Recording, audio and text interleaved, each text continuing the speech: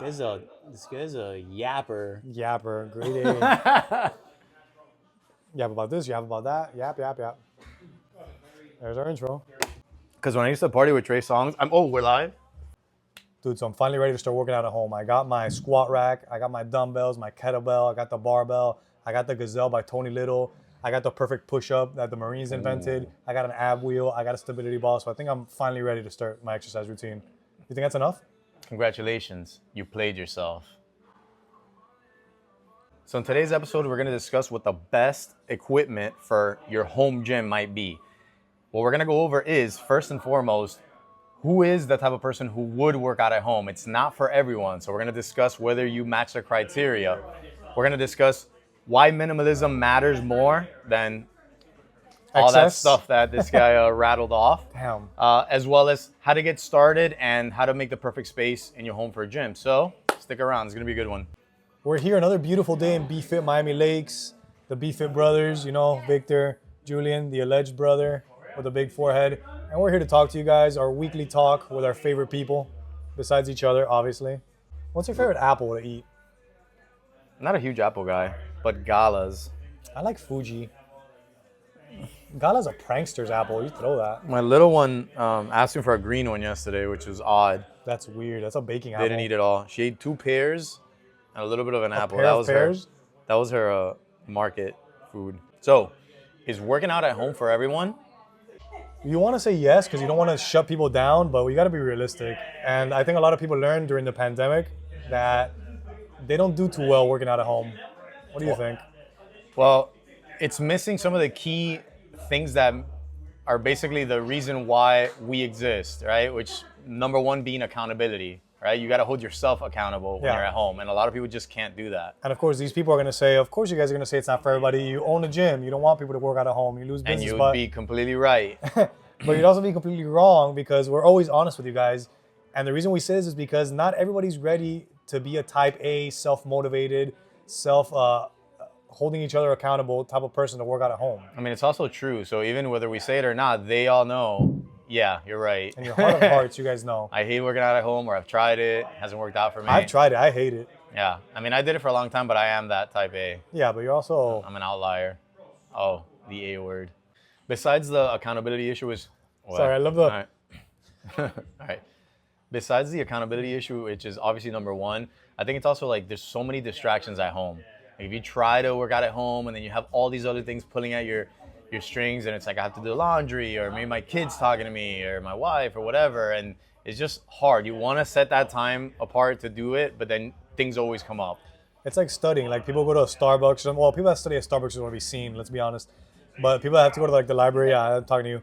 People that go to the library to study because they can't focus at home, it's the same thing. It's like environment matters. Environment definitely matters. That's why, you know, you said in the beginning, but owning a gym, it's like once you step into the gym, you're in gym mode. Hopefully, exactly. You know, you put your phone away. Some of you. You're in jodedera mode. But you know, the very act of stepping into that space puts you in the mindset that I'm gonna work out. I'm here to work out. Whereas at home, you're here to do 20 different things. Whatever I do at home, yeah. And probably working out isn't one of them. Yeah. Some people even try to have like a dedicated room just for exercise, or like the garage just for exercise.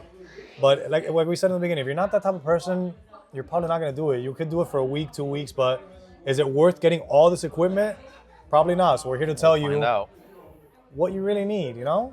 And that's a good segue to when you said equipment, because people have there's this myth that if I buy all this stuff, then I'm gonna be consistent because I bought it. But that is a huge lie.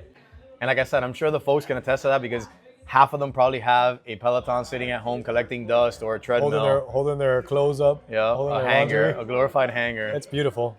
In the 90s, everybody had an ab wheel. I don't think anybody used it. And everyone did it wrong. But seriously, it's like, I always talk about how we fool ourselves, and we all do this, but you are really potentially fooling yourself by saying, I'm going to buy this. I mean, you get all excited about the new piece of equipment, that sponsored post you got on Instagram. This is the next big thing. You hook it up to your wall, blah, blah, blah. And then you tell yourself, like, you really believe it. It's not like you're not going to use it. You really believe that because I got this equipment, I'm going to be this like fitness freak now. And you probably will the first week. Or like, 2. Man, I'm excited. This thing is awesome. Yeah. Bragging about it. Yeah. And then after that, you just revert. Life gets in the way. Life finds a way.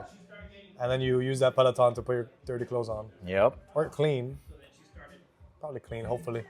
So real quick, what would your advice be to someone who has fallen into that trap of buying the equipment and fooling themselves? How should they start?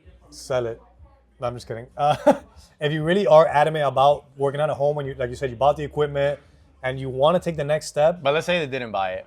then don't. Let's say they're like trying to, oh, okay, you know, January's coming around. I'm gonna get in shape this year. Let me try to buy this big Bowflex looking thing. I would honestly say that less is more in that sense. Start with a good program and minimal weights and minimal equipment, rather than going for a fancy dancy equipment when you really don't know what you're doing. You're gonna set yourself up for failure, in my opinion. Yeah, that's exactly right, because the first point that I was gonna make is you have to prove to yourself that you're gonna do it. Go out for a walk, do like body weight exercises. If you can commit to that for a month, buy yourself one piece of equipment, kind of like a reward. Reward yourself, Yeah, exactly. don't go all out and like buy a $2,000 Bowflex when you might not even use it. Exactly. The main idea is I have to prove to myself that I am actually going to stick to this time. And then once you've done it, 4, 5, 6 weeks have gone by, you're doing your body weight stuff, you've built the habit, then it's like, okay, let me start adding little by little pieces of equipment. And like you said, little by little. Yeah, exactly. That's what we're going to go Yeah.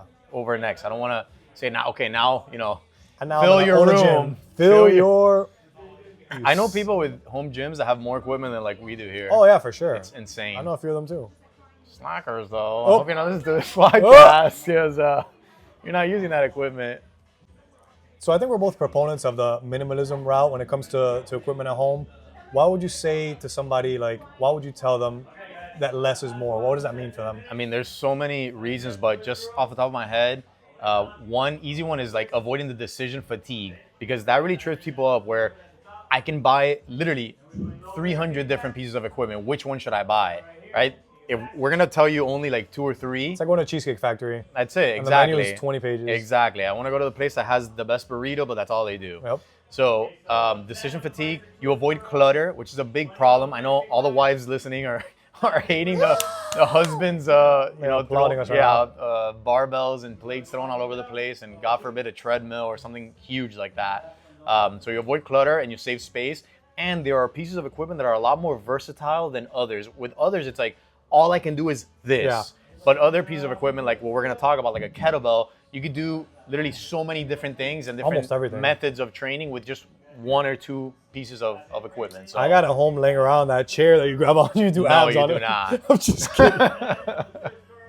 You can imagine. What about the one that you lay in it and you go completely upside the down? inverter? 180 degrees. I actually do have that. Helps my lower back, all right? So no, I don't have that. Of course not. But I know a lot of people that do. Like, it's funny. You would think that I'd be hairy here because of the beard, Yeah. but Shaved. No, it's not. No, I but can you see would this. judge. Judge, You would think that because I'm a trainer, I have a bunch of equipment at home. But You have a nice pull-up bar. I have a pull-up bar because I gotta have my pull-up bar. That's my thing. But it's outside, so it doesn't take up How many any pull-ups space. can you do right now? Let's not talk about that. We don't talk about Bruno. But the first things I had to stock up my home gym, all I had was the pull-up bar, which has multi-grip, which is great. And then a handful of kettlebells. That's all I had. That you stole from and our little, gym? little by little, I started stealing weights from the gym, but the old ones that nobody wanted. But of course, you can argue, well, you know what you're doing, so you can do a lot with a few kettlebells. And you're absolutely right. That is a great point. We're gonna go over that. But my point being, I don't want to fill my home with a bunch of equipment. You know, I'd rather have a few things. That way I don't like stockpile stuff. And then I could get creative with my workouts. I like working out outside, so there's that element as well. And again, it's like you assume that because the more advanced you are, the more equipment you need, but it's actually the other way around. Knowledge over equipment, I would say. Wow, that's a quotable there. All right, so let's give these folks some nice advice of, let's keep it simple with 3 pieces of equipment that you can start with and just start stocking up. Their Christmas shopping list. Yeah, Christmas shopping. Stock your stuffings with dumbbells. It's gonna be a very heavy dumbbell, a very heavy stocking. But I would say if I had to buy one piece of equipment, it would be a set of dumbbells. Okay, And that doesn't why? mean a whole rack. I don't mean like 5 through 50. I mean like Get them on offer up. one heavy dumbbell, one pair of heavy dumbbells for me, and one pair of lighter dumbbells to do like accessory work, like What can you do with that? biceps, everything. You could squat, Exactly. lunge, step up, and you don't need a step. You could step on your friend's knee. You could step on a bench on like your couch or something. You know, you can get creative, like we said.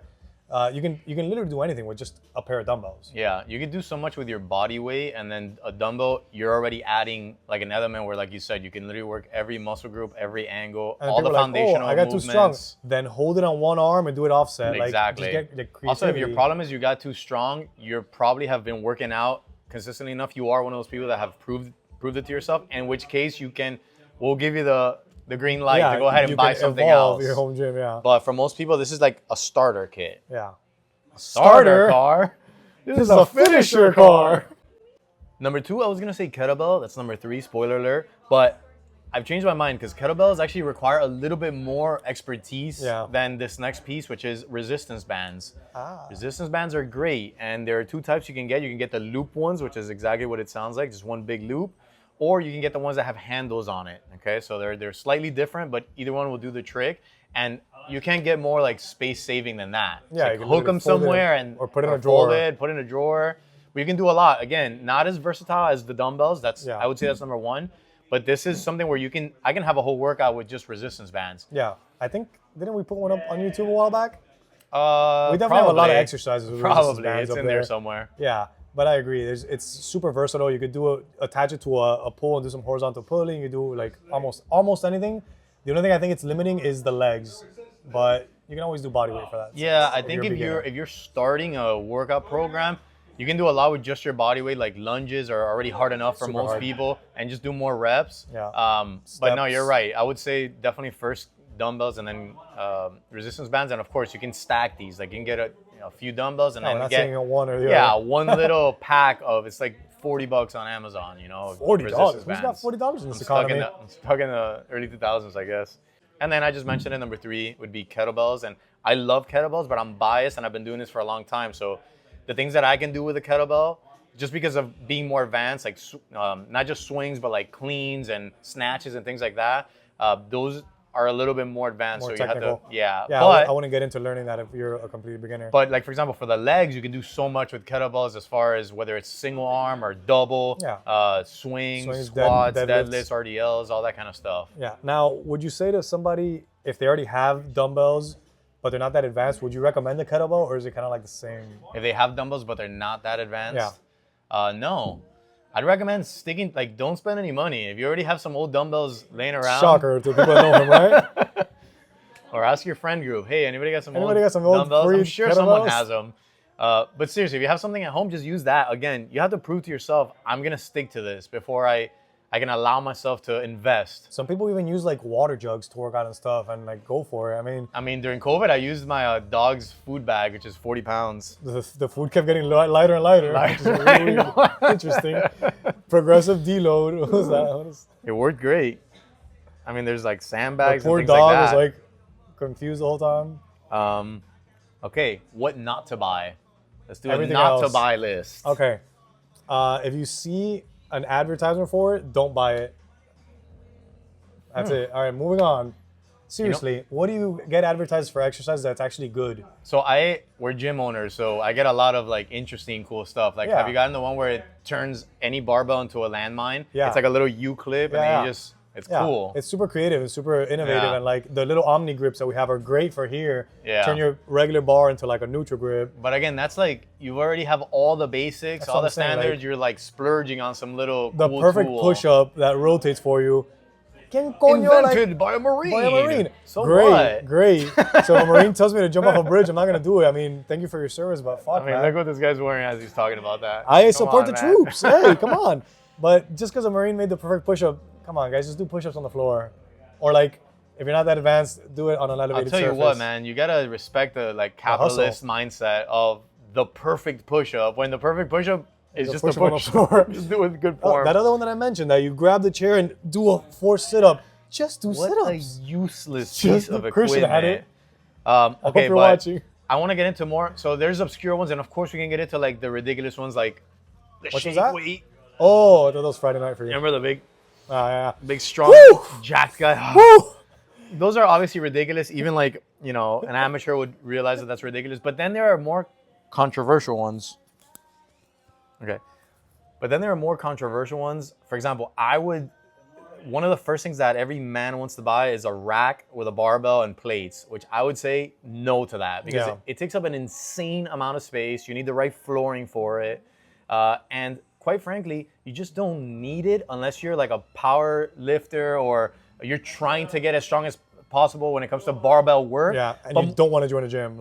Yeah, and what most people want to do, let's be honest, is get a little bit stronger, feel more fit, healthier, and lose some body fat. So if that's your goal, you absolutely do not need a rack with all the bells and whistles. Like you said, that's for when you're trying to really maximize your gains. And I feel like if you're doing that, those people usually join a gym. For sure. Because then you're just buying endless plates. And then you don't have to worry about it. And I get it. Like a lot of people the reason they have a home gym is because they don't want to drive to the gym. They might be busy, have 3 kids or whatever, and I just want to sneak in there for 45 minutes and set it up and do it. In which case, that's great. But again, if you're just starting and you want to make a better decision that doesn't involve you spending a shit ton of money and B, taking up all that space, then you don't need all that. But let's keep going. What else? Other pieces of equipment that are you wouldn't recommend? Let's see. I see there's an obvious one that we just joked about it, but cardio equipment. Think cardio equipment. Oh, a Peloton? Well, I would say treadmill is more useless. Worse. It depends who you are. Some people love their treadmill. I've seen a lot of trends lately of people watching TV on their treadmills. So I don't know. I guess that's a thing. I've never been a treadmill type. What percentage of people do you think that have a treadmill at home use it versus? 20%. Okay. Is that a lot? By the way, Carla, one of our members, requested a few questions from this podcast. We're not talking about the people that actually use it. Obviously, our members are consistent exercisers, so they use it because she has a Peloton, she has a bike, and some people do use it, and that's great. But however, those things are huge. Yeah. I wanted a treadmill for here, and we didn't have space for it because they're so big, they're so space consuming. Yeah. And like you said, how often are you going to use it? I see a lot of people have it at home, in their room, and like we said earlier, it's full of clothes or it's full of you're realistic, you're not going to use it. You remember that controversial Peloton commercial with a really intimidated lady? Oh, where yeah. It was a Christmas thing. She's the husband gets it for her, and he's like, "You're fat. Here's this thing I got for you." Yeah. It wasn't like that, but that was the implication. The implication. And then she had this scared face. Yeah, that was really funny. That was a few Christmases ago, wasn't it? Yeah, it was during COVID or something. Merry Christmas. Yeah. Anyway, Peloton, would you throw that in there? Yeah.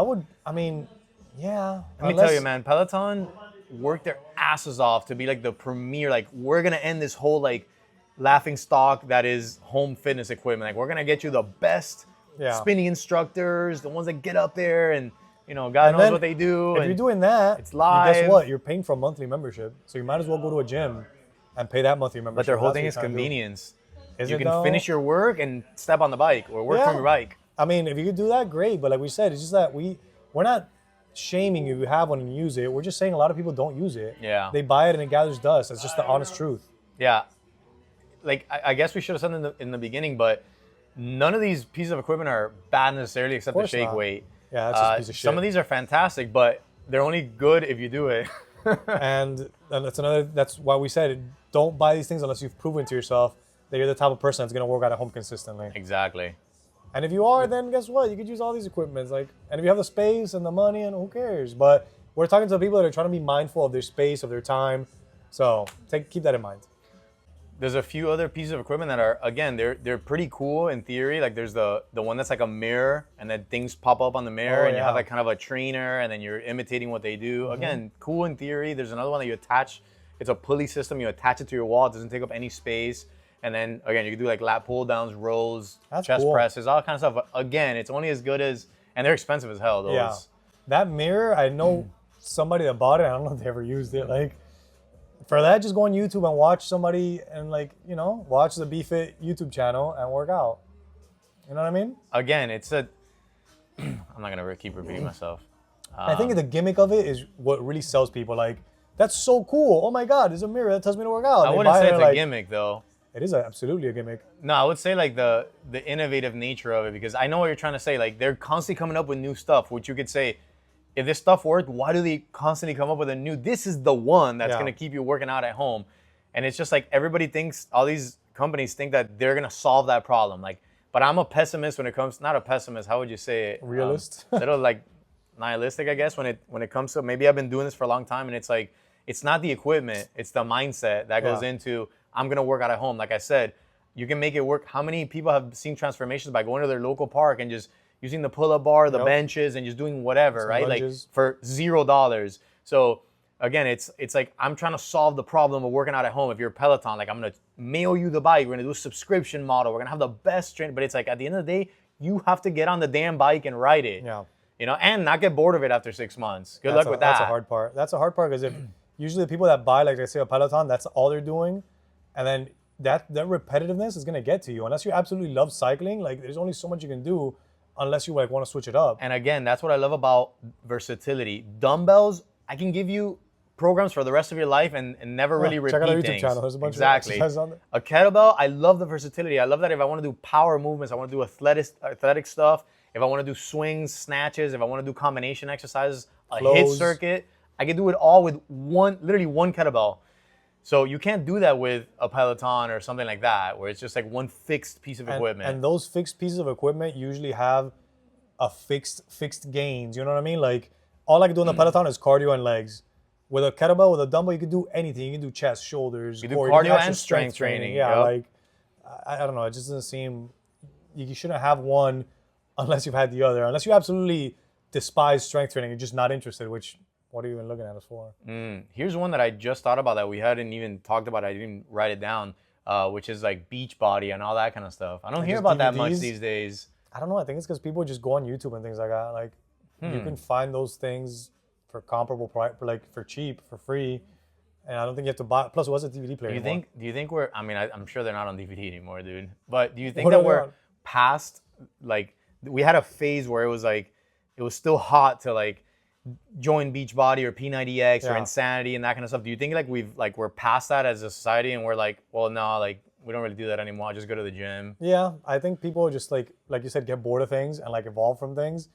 So things like Beachbody, like Insanity, all that, like everybody tried it. They were like, okay, that was interesting, and now we're done. Like as a society. I think also one of the big selling points of that was the pyramid scheme aspect of it. Let's be honest. Yeah. It was become a coach, have somebody under you, then have somebody under them, and then everybody makes money. I think that's it's multi-level marketing. Oh, that's true. Yeah, it's an upside down pyramid. Turn it around. It's upside down triangle. But I mean, that is a big reason why you would join that. It's a lot more of an incentive than just, I want to lose weight. Yeah. All right, let's get practical. How to design your home gym. Let's say you've proven to yourself, you've gone to the park, you've walked every day, you've done your push-ups, your BFit home workouts, and you know that you're the type of person that's going to make this happen. All right, how do you design your perfect home gym? So I would start with, like I said earlier, a nice set of dumbbells. Like you want to go all out, instead of buying a squat rack and all that, buy a nice range of dumbbells from like 50s to 10s, I would even say. Maybe skip some in between. But I would say a nice set of dumbbells and some bands is a great way to start. Maybe buy yourself a nice kettlebell you feel comfortable swinging. And I don't think you need any more than that, especially as a like entry level. Yeah, well, let's take a step back. So you're talking about like what equipment to purchase. I would even start with like how to design the perfect space in your home. And what I would say to that is what we were talking about earlier about environment. Environment matters, right? I don't like this whole idea of these people that have their desk in their master bedroom and then their Peloton there too. What do you do everything in your freaking master bedroom? Like, and this is like a very feng shui thing. What are you, The Sims? Is that you have to have a room for certain things because that's the way that your mind works. It's like we said, you walk into a gym, you're there to work out. You're not there to like pound beers or whatever, anything else. I mean, you do that at BFit, but my point being, set up a little space where you're only going to work out, right? Hopefully you have a little bit of space or you have like either your garage or an extra room, or maybe like in my house, it's like part of the outdoor area, like part of my backyard is like the workout space. That way, when you step in there, it's workout time. It's not like, let me do the laundry while I do this. Mentally, it's gonna help with consistency. Absolutely. So what would you recommend to somebody once they have that space? How would they start? Where do they go from there? You need a few things. You need, for example, like flooring recommendations. Like, you know, if you're a savage like me, you just do it on the grass in the back. But for most people, it's exercise, like right? you need some sort of rubber flooring. If you're using dumbbells, you don't want to have like your nice tile or wood flooring where you're going to mess it up. At the very least, a mat. Yeah. Again, we're big fans, if you haven't noticed by now, of starting in the cheapest absolute way and then working your way up, right? So I wouldn't even invest in floor. I mean, you can get those cheap little interlock tiles, but I hate those. Those are fire. So I would get a good yoga mat. and that way you put your weights on the mat. At least it's something. But you think about that. You think about having the space to move around and do your exercises, having good flooring, and that's pretty much it. I mean, there's not really much else you need before you start thinking about equipment. Some proper ventilation, probably. Yeah, I mean, don't do it in a closet. Yeah, come out of the closet before you do it. Yeah, exactly. The urge to flick people. What's up with that? Can you help me with have that? a lot of weird urges. Can you help me with that? No. So the whole point here is, and honestly, that's how we started this gym, is start small, and then as you grow, and in our case, it was as you grow as a business. In your anybody's case would be as you grow to be a more advanced, habitual lifter, you start to get more things. But in the beginning, you really don't need much. And I'm telling you, we started with a few dumbbells, and yes, we had a rack because we were doing the big lifts. But if it was a home gym, I wouldn't recommend the rack at all. Well, we started doing personal training actually at our mom's house back in the day. That's true. You didn't have anything. We just had a bench and some dumbbells. Yeah, well, I actually had I had gathered a bunch of equipment from working out in high school at home. For free? Or some of it was free, yeah.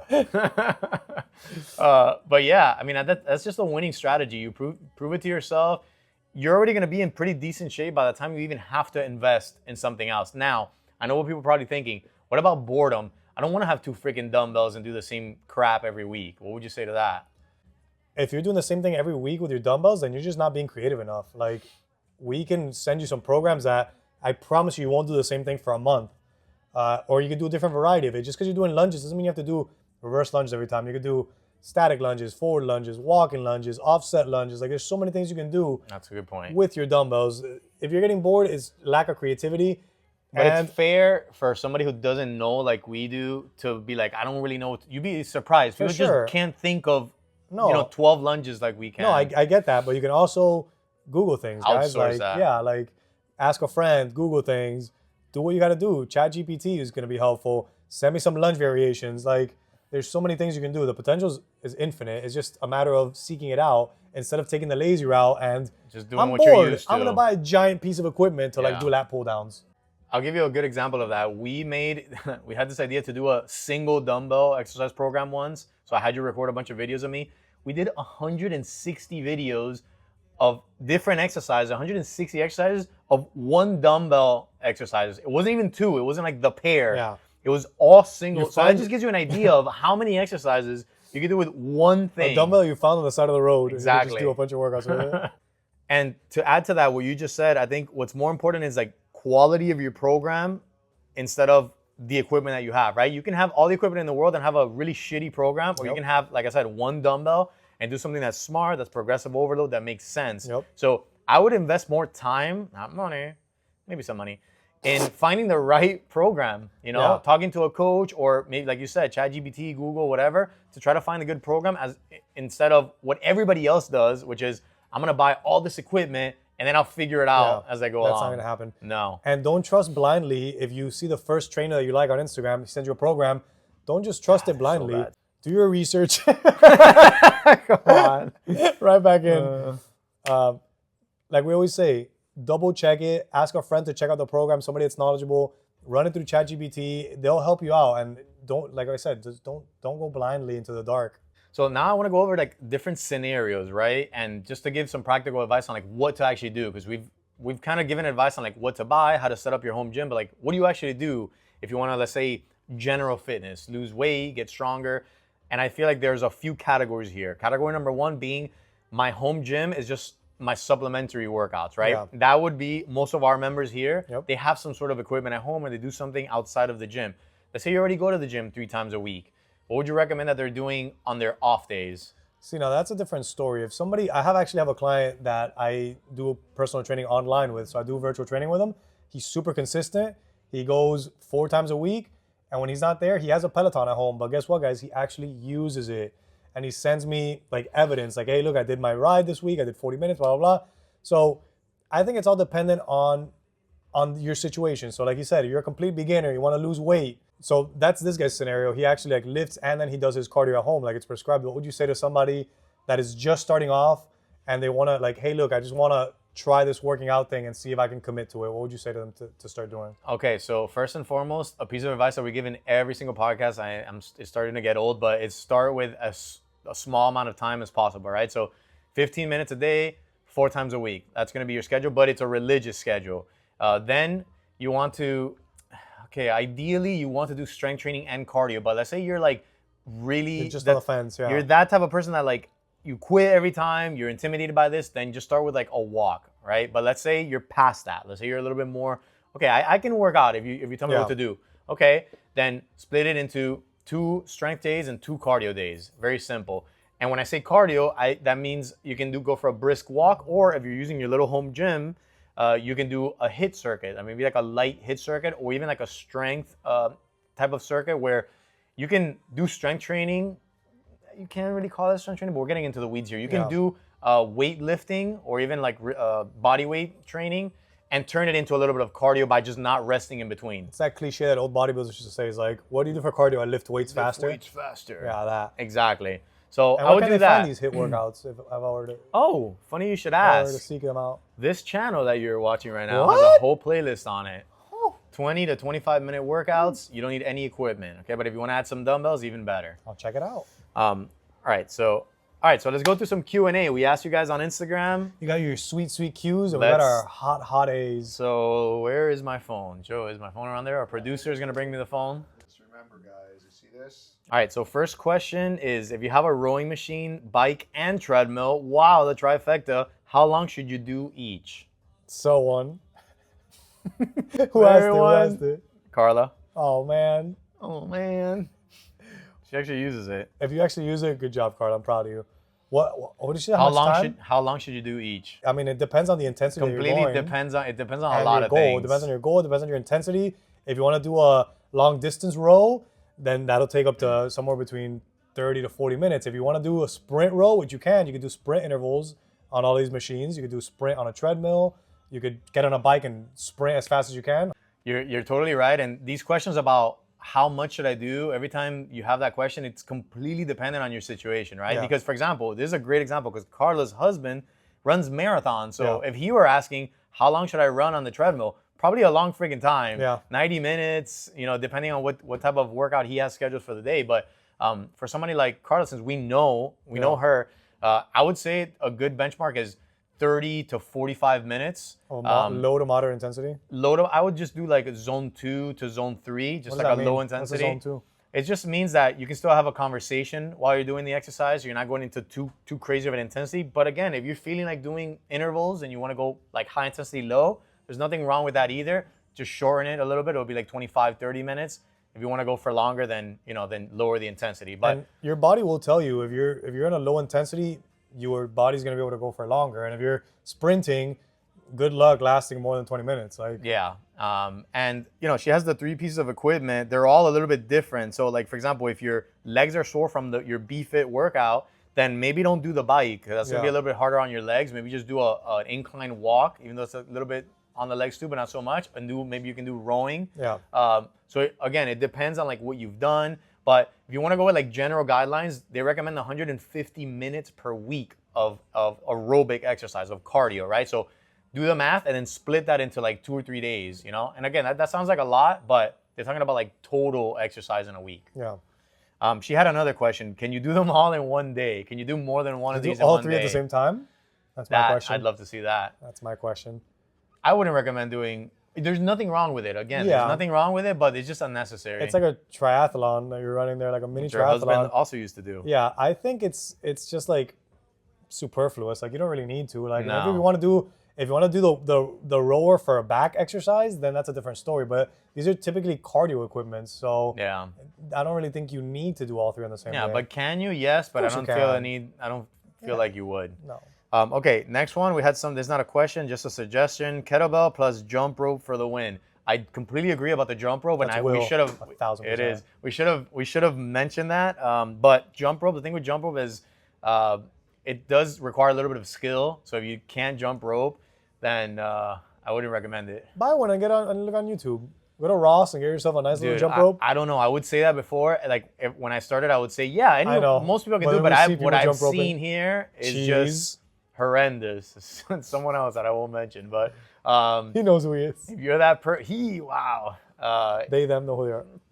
So if you're that kind of person, then if you want to practice and stuff, but I would say, for example, if you're like very overweight, that's a lot of impact. Yeah. Do low impact stuff. Yeah, just like I wouldn't recommend running to somebody who's Honestly, pretty it's, overweight. if you're like more advanced, it's fun. You can get away with like way less equipment because you can do much more with it. Like Yeah. I can do a lot more with a jump rope and a kettlebell, like this guy says. If you have a pull-up bar, really, if you're not advanced, you can't do almost anything on Exactly. it. But if you are, you can do front levers, pull-ups. Great You point. can get dips on the top. Like. Yep, great point. Oh, stationary bike. Which one?